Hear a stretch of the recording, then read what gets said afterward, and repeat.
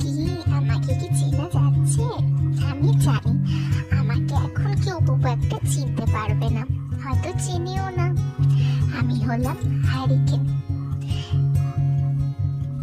আগে আমি চলে উঠতাম সন্ধেবেলা, সন্ধ্যা প্রদীপের সাথে সাথে ঘর আলো করতাম আমি।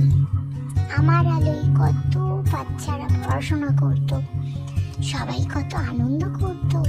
আলো আঁধারি সেই আলোর সময়, সেই অন্ধকার মাখা আলোর মধ্যে দিয়ে কত বাচ্চা খুঁজে পেত তাদের অন্ধকার আলোময় রূপকথার জগৎ, যেখানে রাজা রানী, পক্ষীরাজ, ভূত, প্রেত, দৈত্য, দানব কত কি না থাকতো।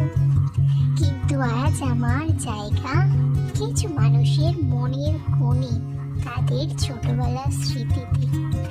নতুন প্রজন্ম তো আমি চেনেই না বললে চলে, তাই আজ আমি এসেছি নতুন প্রজন্মের কাছে নিজের পরিচয় দিতে। কারণ ভেবে দেখলাম আস্তে আস্তে মানুষের মনের কোণ থেকে যে কবে আমি বিলুপ্ত হয়ে যাব সেটা আমি নিজেও জানি না। দেখতে দেখতে আমার সমস্ত স্মৃতি হয়তো মুছে যাবে, আমাকে সবাই ভুলে যাবে। কিন্তু আমি নতুন প্রজন্মের কাছে বলতে চাই, জানাতে চাই যে তাদের বাবা মা বা তাদের দিদা দাদুরা কত আনন্দ করতো আমাকে নিয়ে। যখন সন্ধেবেলা ছোটবেলায় কারেন্ট চলে যেত, হ্যারিকেনের আলোয় পড়ায় যে কি আনন্দ পেত তারা।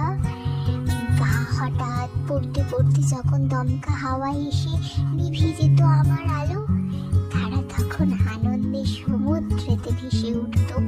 কত না মজা করতো অন্ধকারে। সেই অন্ধকারের মধ্যেই বাড়ির বড়দের থেকে আবদার হতো গল্প শোনার। সেই গল্প চলতো যতক্ষণ না মা রাতে খাওয়ার জন্য ডাকছে।